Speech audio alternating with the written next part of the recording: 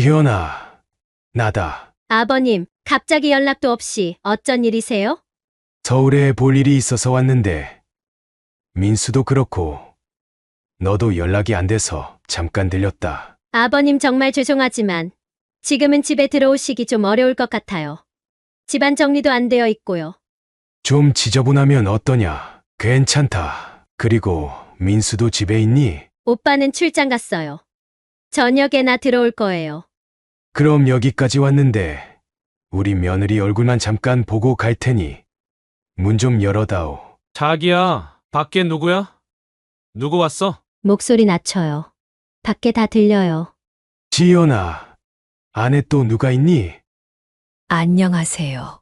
이번 사연은 68세 김병태 아버지의 사연입니다. 김병태 아버지의 사연을 들으시면서 따뜻한 위로와 격려, 그리고 따끔한 조언을 댓글에 남겨주시면 김병태 아버지께 큰 위안과 힘이 되니 많은 댓글 부탁드리겠습니다. 그럼 사연 바로 시작하겠습니다. 저는 올해로 68이 됐습니다. 10년 전 제 인생의 반쪽이었던 아내가 갑자기 세상을 떠나고 전라도 구례의 작은 시골 마을에서 혼자 살고 있죠. 아내가 떠난 그날이 엊그제 같은데 벌써 10년이라는 세월이 흘렀네요. 창문 밖 감나무에 매년 달리던 감도 10번을 얻었으니 그 세월이 결코 짧지 않았던 것 같아요. 처음엔 혼자 사는 게 얼마나 힘들었는지 모릅니다.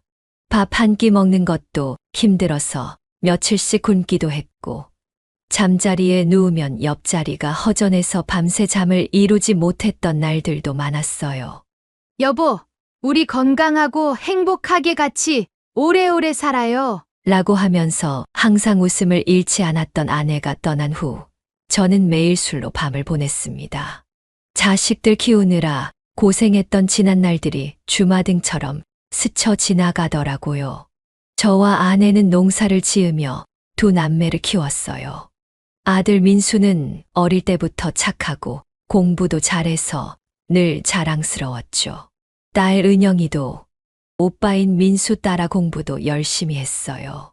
가난한 살림에 두 아이 학비를 대느라 저와 아내는 남의 집 농사일도 나갔고 장에 나가 저녁 늦게까지 좌판도 벌였죠. 아버지, 제가 꼭 성공해서 효도할게요. 이렇게 말하던 어린 민수의 목소리가 아직도 귓가에 생생합니다. 그때마다 그래, 우리 아들, 공부만 열심히 해라. 라고 했던 기억이 나네요. 민수는 고등학교 졸업하고 서울로 대학을 가더니 좋은 직장에 취직도 하고 결혼도 했어요. IT 회사에 취직해서 승승장구하는 모습을 보며 우리 부부는 매일 밤 기뻐서 눈물을 훔치곤 했습니다. 은영이도 시집가서 잘 살고 있지만 어렵게 가진 아들이라 그런지 민수에 대한 그리움이 더 크더라고요. 며느리 지연이를 처음 만났을 때가 생각나네요. 5년 전 봄이었어요. 벚꽃이 한창 필 때였죠. 민수가 아버지, 제가 결혼하고 싶은 사람이 있어요. 라고 했을 때 얼마나 가슴이 벅찼던지. 첫 만남에서 지연이는 참 예쁘고 똑똑해 보였어요. 대학병원 간호사로 일한다고 했죠. 민수 오빠랑 이쁘고 행복하게 살면서 효도하겠습니다. 라고 하던 말에 얼마나 흐뭇했는지 모릅니다. 아내가 살아있었다면 얼마나 좋아했을까. 그날 밤 아내의 영정 앞에서 또 혼자 울었네요. 처음 2년 정도는 정말 좋았어요.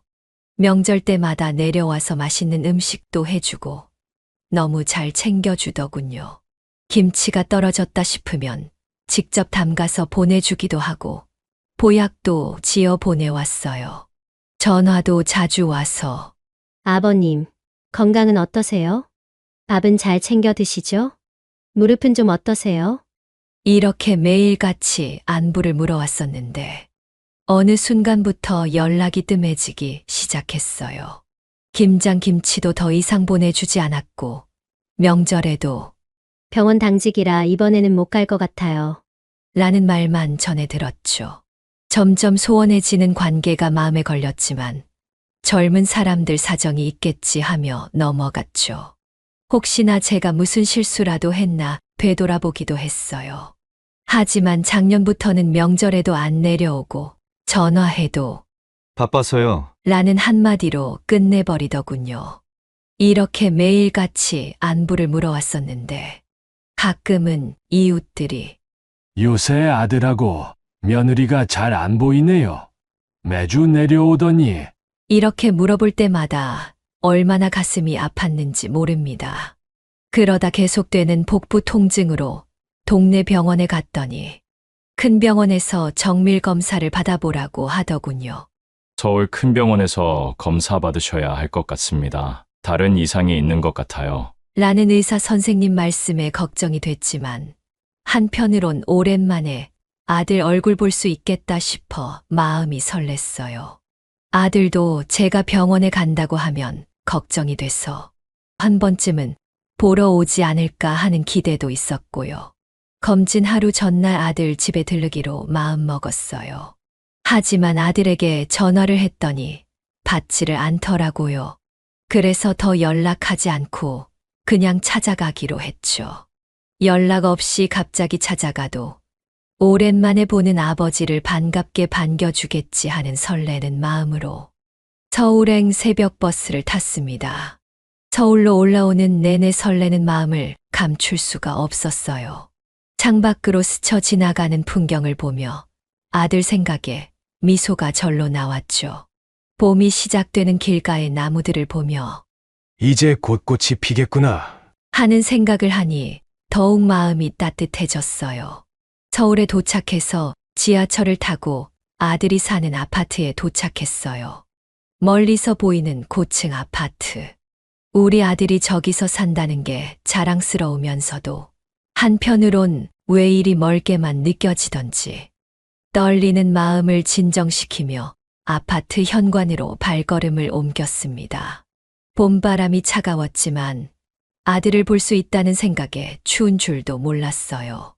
민수야, 아버지 왔다. 이렇게 속으로 중얼거리며 엘리베이터 버튼을 눌렀습니다.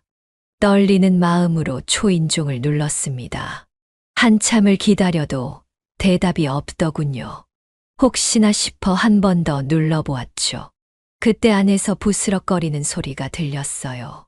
누군가 있다는 걸 직감했죠. 안에 누구 있니? 나다. 문 좀 열어다오. 조심스레 말을 건네니 잠시 침묵이 흘렀어요. 그런데 갑자기 며느리의 날카로운 목소리가 들려왔습니다. 누구세요? 나다, 지연아. 아버님? 갑자기 어쩐 일이세요? 내일 서울 병원에서 건강검진이 있어서 너희 얼굴도 오랜만에 볼 겸 잠깐 들렀다. 너희 둘한테 그렇게 전화했는데도 안 받아서 이렇게 갑자기 찾아오게 됐다. 그러니 문 좀 열어다오. 아버님, 이렇게 갑자기 찾아오시면 어떡해요? 지금은 좀 곤란해요. 집안 정리도 안 되어 있고 너무 지저분해요. 순간 가슴이 철렁 내려앉았어요. 결혼하고 초반에는 아버님, 저희 집에 언제든 놀러 오세요. 제가 맛있는 거 해드릴게요. 라고 했던 며느리의 말이 떠올랐죠. 지금 이 차가운 목소리의 주인공이 그때 그 며느리가 맞나 싶었어요. 아들 집 앞에서 이렇게 문전박대를 당할 줄은 꿈에도 몰랐죠. 지저분하면 뭐 어떠냐? 그나저나 민수는 집에 있니? 떨리는 목소리로 물었더니 오빠는 출장 갔어요. 오늘 저녁에나 들어올 거예요. 그리고 제가 지금 중요한 업무 중이라서요. 문을 열어드리기가 어려울 것 같아요. 짜증 섞인 목소리로 대답하더군요. 새벽부터 버스를 타고 와서 화장실도 가고 싶고 다리도 후들거렸지만 며느리는 완강했어요. 죄송하지만 지금은 정말 안 돼요. 죄송해요, 아버님. 너무 황당하고 어처구니가 없어 화가 났지만 꾹 참고 바로 아들한테 전화를 걸었습니다. 하지만 신호음만 계속 울리다가 결국 받지 않더군요. 한 번 더 걸어봐도 마찬가지였어요. 출장이라고 했으니 바쁜가 보다 하고 문자라도 보내볼까 하는 순간 안에서 남자의 낮은 웃음소리가 들렸어요. 자기야, 누구야? 빨리 밥 먹자. 나 배고파. 순간 온몸이 얼어붙었습니다. 분명 우리 민수의 목소리가 아니었어요. 평생 키운 아들 목소리를 어떻게 몰라볼 수 있겠어요. 그 순간 온몸에 피가 거꾸로 솟는 것 같았습니다. 귀를 의심하고 싶었지만 이어지는 대화 소리에 더는 의심할 여지가 없었죠. 밖에서 들릴 수 있으니 목소리 낮춰요. 며느리의 달콤한 속삭임이 문틈으로 새어나왔어요. 복도에 서서 한참을 망설였습니다. 다리는 후들거리고 가슴은 터질 것 같았지만 어떻게든 확인하고 싶었어요. 이웃집 문이 열리더니 옆집 아주머니가 나왔다가 저를 힐끗 보고는 얼른 들어가시더군요. 누군가의 발자국 소리가 들릴 때마다 민망해서 고개를 돌렸죠. 지금까지 살면서 이런 수모는 처음이었어요. 누구 기다리세요? 순찰 돌던 경비 아저씨가 걱정스러운 눈빛으로 물었어요. 목이 메어서 대답조차 할 수 없었습니다. 그렇게 아들 집에 들어가지도 못하고 밖에서 시간이 흐를수록 분노가 치밀어 올랐습니다. 며느리가 남편도 없는 집에서 다른 남자와 생각만 해도 온몸이 떨려왔어요. 저도 모르게 주먹이 쥐어졌다 풀렸다 했죠. 에이, 내가 잘못 들은 걸 거야. 설마. 하고 제 자신을 다독여보지만 귓가에 맴도는 그 남자의 목소리가 자꾸만 머릿속을 어지럽혔습니다. 1시간이 넘게 서 있었을까요?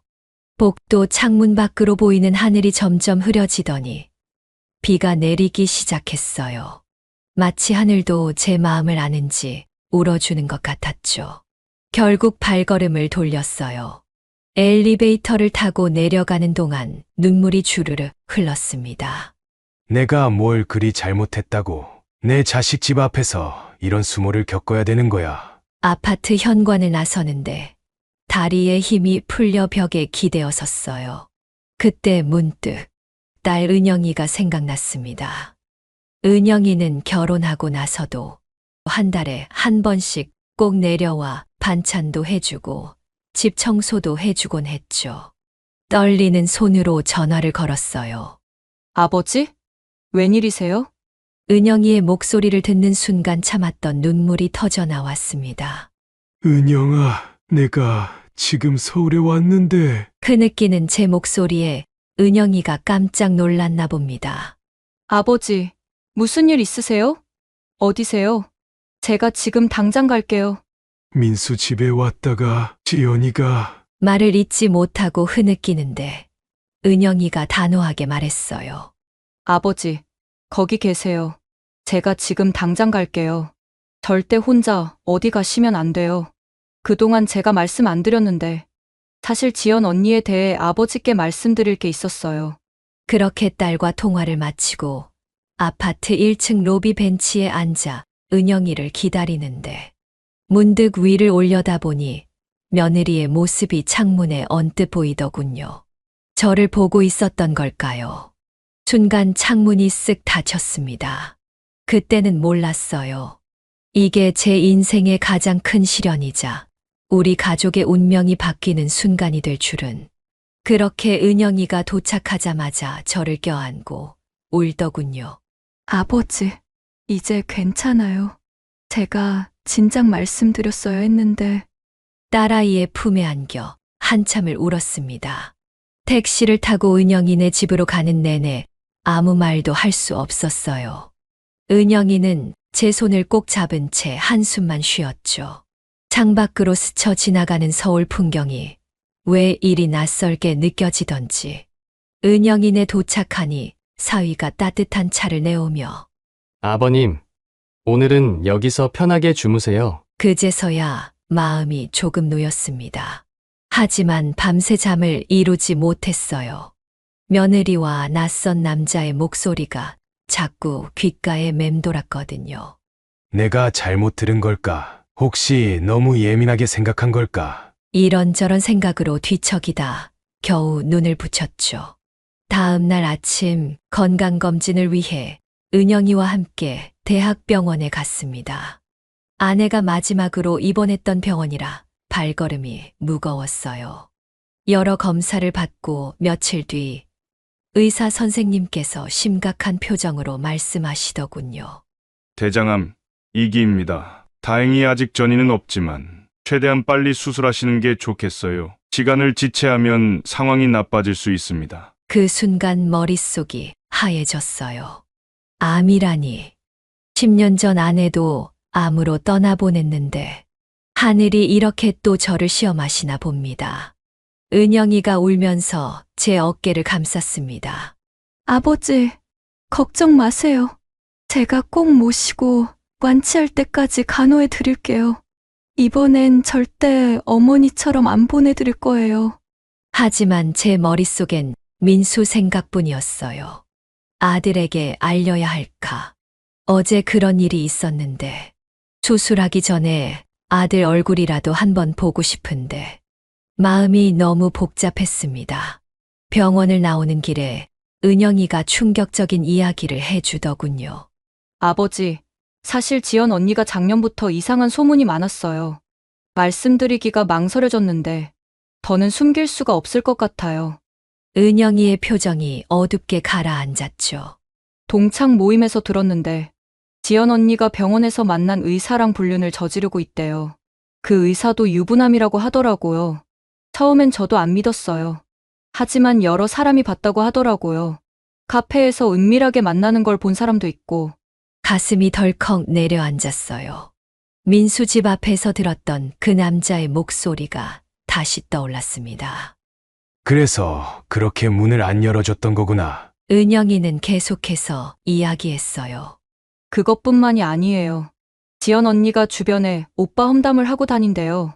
시골 출신이라 교양이 없다느니, 시아버지가 자주 찾아와서 귀찮다느니, 심지어 재산 모으면 이혼하고 떠날 거라는 말도 했대요. 오빠 직장 동료 부인한테서 전해 들었어요. 처음엔 그냥 개인적인 감정 때문에 하는 말인가 했는데 요즘 들어 점점 더 심해진다고 해요. 오빠 연봉이 얼마인지, 재산이 얼마나 있는지 캐물어보고 다닌대요. 심지어 오빠 통장 잔고까지 사진 찍어서 자랑한다는 얘기도 있어요. 그 말을 듣는 순간 가슴이 찢어지는 것 같았어요. 제가 그토록 아끼고 사랑했던 며느리가 우리 민수를 이렇게 배신하고 있었다니. 한숨을 쉬고 있는데 갑자기 민수한테서 전화가 왔어요. 아버지, 어제 집에 오셨어요? 왜 미리 연락도 안 하시고 제가 출장 중이었어요. 아들의 목소리를 듣자마자 눈물이 났지만 꾹 참았습니다. 아니다. 잠깐 들렀다 갔을 뿐이야. 신경 쓰지 마라. 민수가 계속해서 변명하더군요.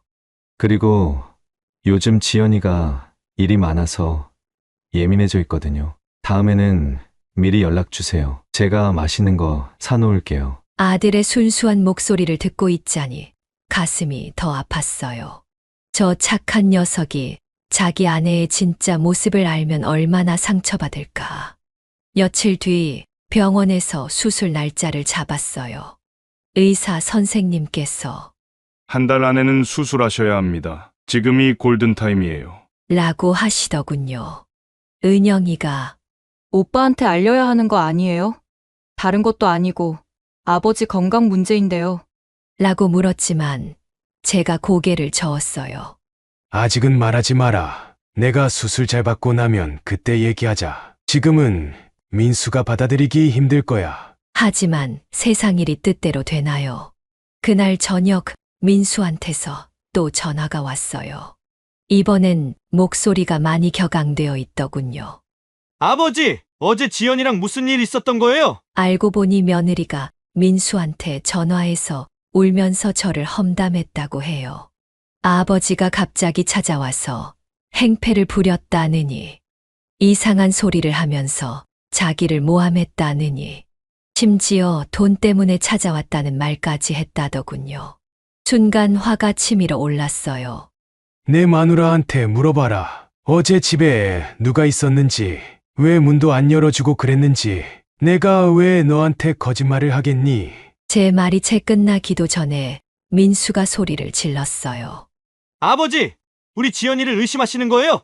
어떻게 그러실 수 있어요? 지연이가 얼마나 착한 사람인데 아버지까지 지연이를 의심하시면 어떡해요? 전화를 끊고 한참을 울었습니다. 은영이가 제 등을 어루만지며 아버지, 이제 제가 오빠한테 다 말할게요. 증거도 있어요. 더는 지연 언니 봐줄 필요 없어요. 라고 했지만 제 마음은 이미 산산조각이 나 있었죠. 수술을 앞두고 이런 일이 벌어질 줄이야. 아내가 살아있었다면 뭐라고 했을까. 그날 밤 창밖으로 보이는 달빛이 유난히도 쓸쓸해 보였습니다. 수술 날짜가 다가올수록 아들 생각이 간절해졌어요. 수술대에 오르기 전에 민수 얼굴 한 번만 봤으면 하는 마음뿐이었죠. 옛날 민수가 어릴 때 많이 아파서 입원했던 기억이 났어요. 그때는 제가 병원 의자에서 밤새 아들 간호를 했었는데 세월이 참 빠르네요. 이제는 제가 수술을 앞두고 있으니 말이에요. 병원 창가에 앉아 하늘을 보고 있으면 아내가 마지막으로 했던 말이 자꾸 떠올랐어요. 여보, 우리 애들 잘 부탁해요. 그때는 제가 대답을 제대로 못했는데 지금은 그 심정이 고스란히 이해가 됐어요. 자식 얼굴 한번 보고 싶은 이 마음이 아내도 그랬겠죠. 그러던 중 은영이가 병실로 달려왔어요. 얼굴이 하얗게 질려 있더군요. 아버지, 큰일 났어요. 떨리는 목소리로 이야기를 꺼내는데 그 내용이 충격적이었어요. 지연이가 민수 명의로 대출을 몰래 받아왔다는 거예요. 지연 언니가 오빠 모르게 사채까지 썼대요. 벌써 2억이 넘는다고. 근데 그 돈을 다 어디에 썼는지 아세요? 은영이의 목소리가 떨렸어요. 그 의사랑 해외여행도 다니고 명품백도 사고 심지어는 강남에 따로 원룸도 얻어놨대요. 제 친구가 우연히 봤대요. 지연 언니가 그 의사랑 팔짱 끼고 다니는 걸. 그것만이 아니에요. 지연 언니가 요즘 이혼 전문 변호사를 만나고 다닌대요. 재산분할 문제로. 오빠 주식이 꽤 된다는 걸 알고는 미리미리 준비하는 것 같아요. 심지어 은영이가 잠시 말을 멈추더니 한숨을 쉬었어요. 심지어 오빠 통장을 몰래 촬영해서 그 의사한테 보냈대요. 조만간 이 돈 다 우리 거 될 거야. 가슴이 무너져 내렸어요. 그동안 우리 며느리라고 내 딸이라고 생각하며 사랑했는데 아들의 인생을 이렇게 망치려고 하다니. 갑자기 심장이 조여오면서 가슴이 아파왔어요. 은영이가 깜짝 놀라 부축하며 아버지, 괜찮으세요? 하고 물었지만 말이 나오지 않았어요. 결국 은영이가 더는 참지 못하고 민수에게 전화를 했어요. 오빠, 나 할 말 있어.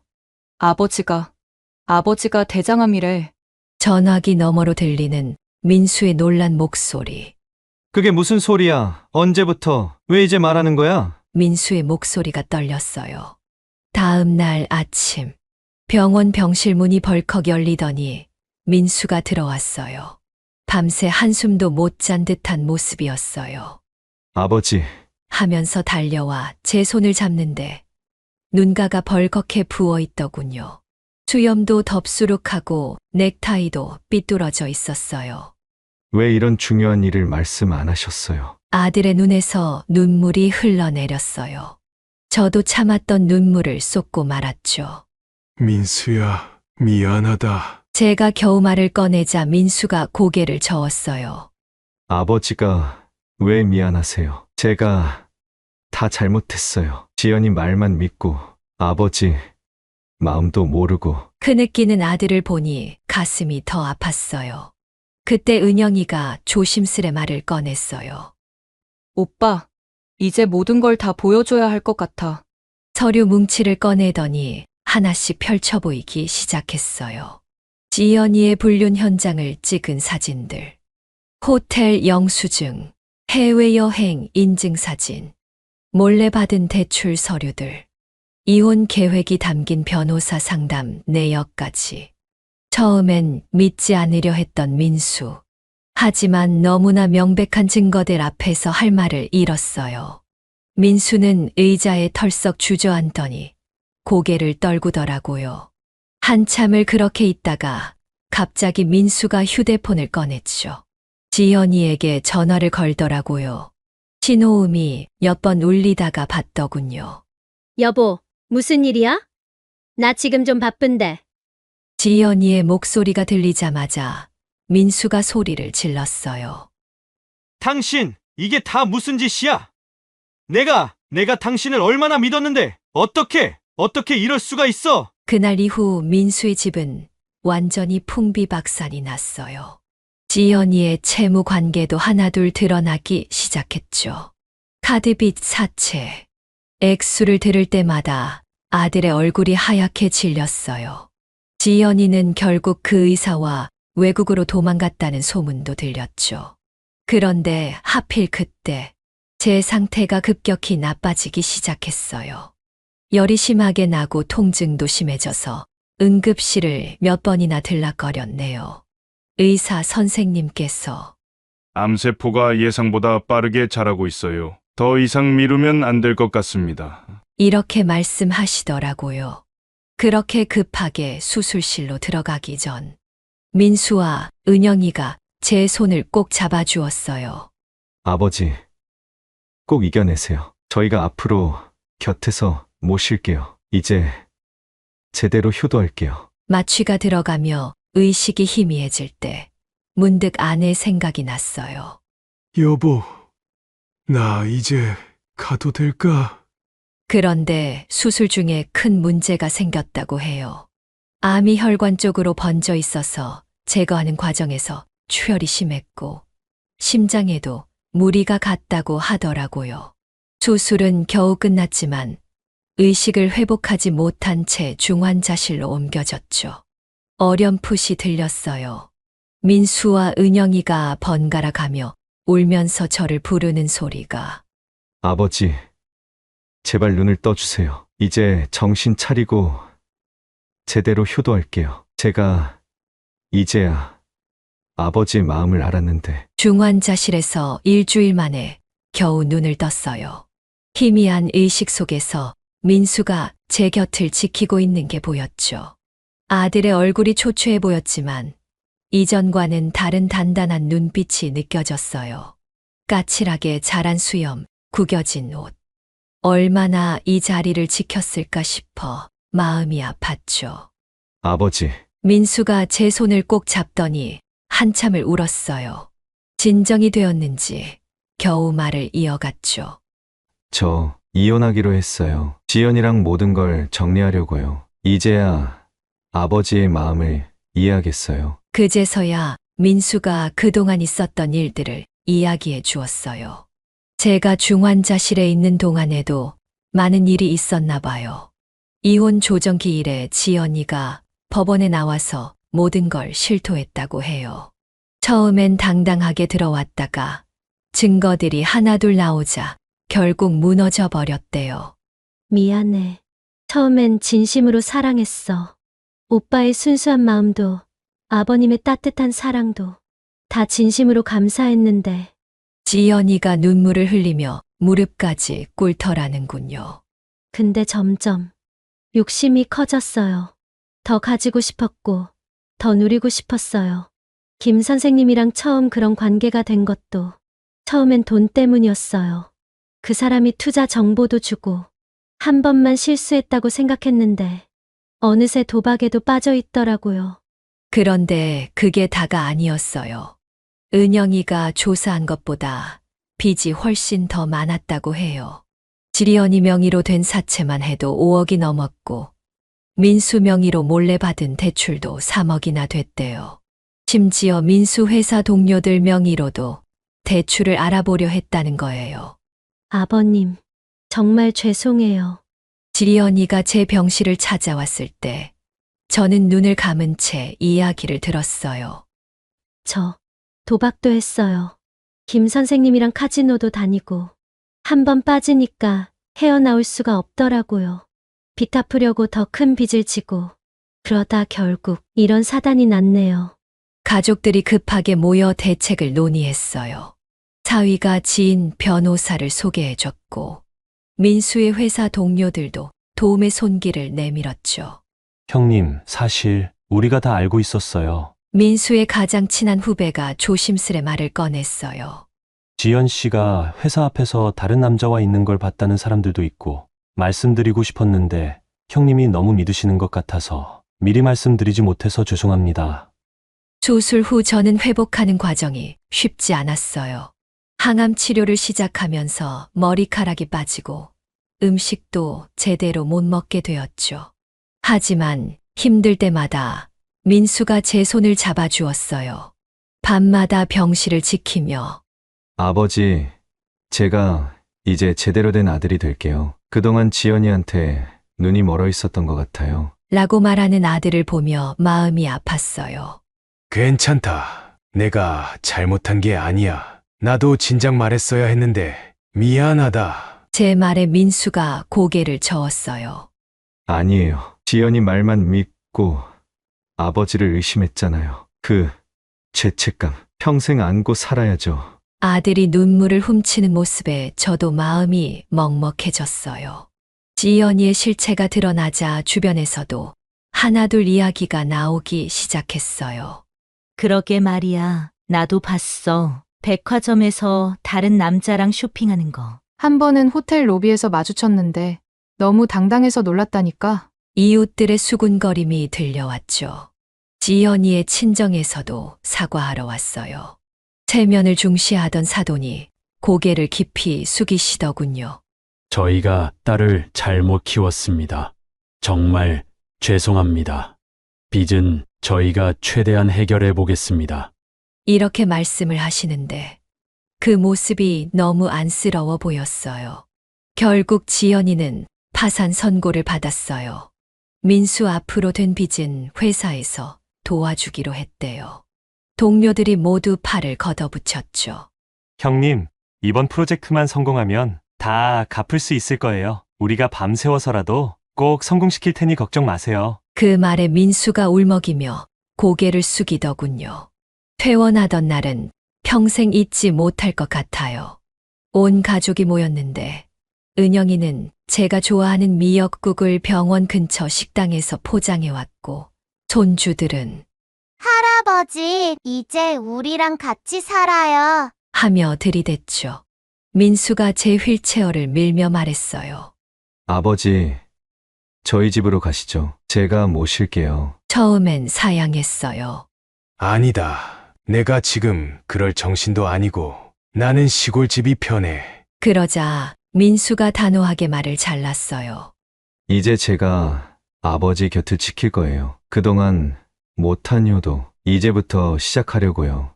제발 이번만큼은 제 말 들어주세요. 그 순간 저도 모르게 눈물이 흘렀어요.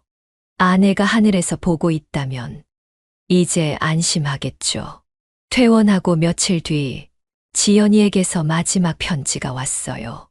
두꺼운 봉투 안에는 A4 용지 5장이 가득 채워져 있었죠. 아버님, 정말 죄송합니다. 저는 이제 멀리 떠나려고 해요. 용서받지 못할 짓을 했지만 그래도 마지막으로 이 말씀은 드리고 싶었어요. 처음엔 정말 행복했어요. 아버님이 친아버지처럼 대해주셔서 그 마음만은 진심이었어요. 제가 욕심을 부려 모든 걸 망쳐버렸어요. 다시 한번 너무 죄송합니다. 그 편지를 읽고 한참을 생각했어요. 미움, 원망, 그런 감정들이 씻겨 내려가는 걸 느꼈죠. 이제는 모든 걸 내려놓고 새로운 시작을 해야 할 때인 것 같았어요. 창밖으로 보이는 봄날의 햇살이 유난히 따뜻하게 느껴졌습니다. 그 후로 1년이 흘렀어요. 암이 재발하지는 않는지 추적 검사를 하기 위해 민수 집에서 1년을 지냈어요. 그렇게 정말 모든 치료를 끝내고 의사 선생님께서 이제 정기검진만 잘 받으시면 될 것 같습니다. 라고 하시던 날, 온 가족이 모여 잔치를 했죠. 은영이는 이번에도 역시 제가 제일 좋아하는 미역국을 끓여다 줬는데 먹으면서 계속 아내 생각이 났어요. 여보, 당신이 떠난 뒤 많은 일이 있었지만 이제 우리 아이들 덕분에 잘 지내고 있어요. 그리고 지연이는 결국 미국으로 떠났다고 해요. 예전에는 사돈이었던 지연이 어머니께서 제가 시골로 내려가기 전날에 마지막으로 다시 한번 사과를 하시려고 오셨더라고요. 지연이가 보스턴에서 새로운 삶을 시작한대요. 학교도 다시 다니고 모든 걸 정리하고 싶다고 하더라고요. 제 못난 딸을 대신해 다시 한번 사과드립니다. 미움보다는 안타까움이 컸어요. 젊은 나이에 잘못된 선택으로 인생이 틀어져 버린 게 그렇게 모든 게 끝나고 시골집으로 짐을 옮기던 날이었어요. 갑자기 민수가 아버지, 계속 서울에서 사시는 건 어떠세요? 라고 물었지만 저는 고개를 저었죠. 아니다. 나는 시골이 좋구나. 너희들이 자주 내려와 주면 그걸로 충분해. 그러자 민수가 뜻밖의 제안을 했어요. 그럼 제가 아버지 곁에서 살면 어떨까요? 처음엔 농담인 줄 알았어요. 하지만 민수는 진지했어요. 회사도 재택근무가 가능해졌고 아이들도 시골 생활을 좋아할 것 같아요. 그러곤 잠시 머뭇거리더니 말을 이었죠. 그동안 못 해드린 것들, 이제는 아버지 곁에서 진짜 효도하고 싶어요. 그렇게 우리는 함께 살게 되었어요. 민수는 시골집에 작은 서재를 만들어 일도 하고 저는 텃밭을 가꾸며 지내고 있죠. 손주들은 매일 아침 할아버지, 오늘은 무슨 채소 심을 거예요? 이러면서 저를 졸졸 따라다녔죠.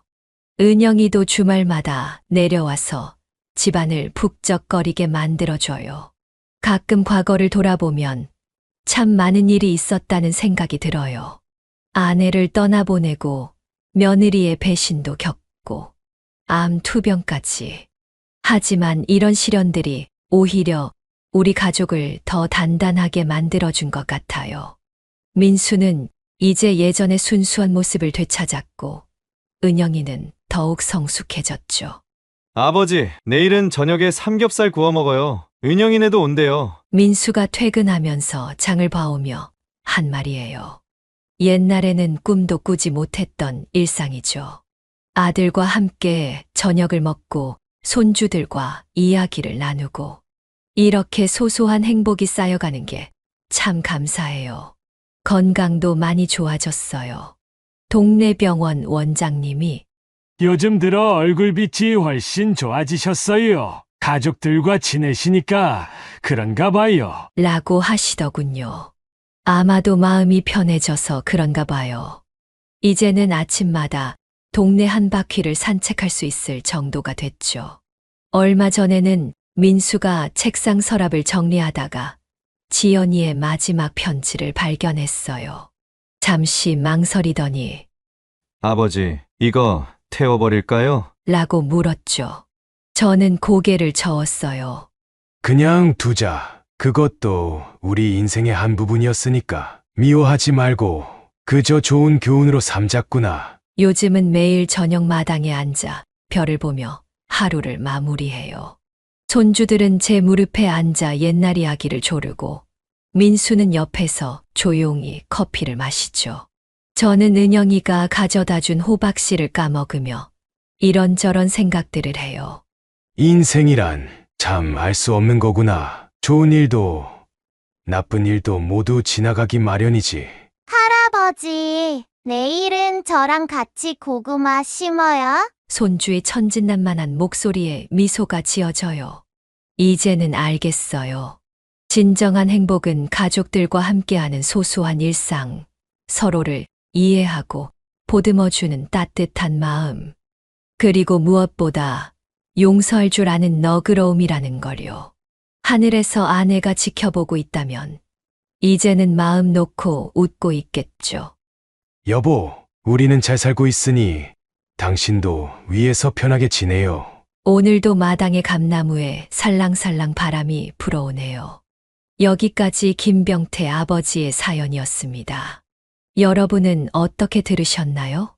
우리 모두 자식을 위해서라면 무엇이든 할 수 있는 부모의 마음이지만 때로는 그 마음이 자식들에게 제대로 전달되지 못할 때가 있습니다. 자식들도 부모님의 깊은 사랑을 미처 깨닫지 못한 채 살아가고 있죠. 하지만 이 사연처럼 인생에는 때로 시련이 찾아오고 그 시련을 통해 오히려 서로의 진심을 알게 되는 경우가 있습니다. 서로를 이해하고 가족의 소중함을 깨달은 아버님과 아들처럼 여러분의 가정에도 이해와 용서 그리고 사랑이 가득하시기를 바랍니다. 오늘 하루 가족들에게 전화 한 통 해보는 건 어떨까요? 잘 지내니? 보고 싶다. 이 한마디가 서로에게 큰 위로가 될 수 있습니다. 여러분의 노후가 외롭지 않고 따뜻한 사랑으로 가득하시길 진심으로 응원하겠습니다. 구독과 좋아요, 알림 설정하시면 올라오는 사연을 빠르게 받아보실 수 있습니다. 그럼 다음 사연으로 찾아뵙겠습니다. 고맙습니다.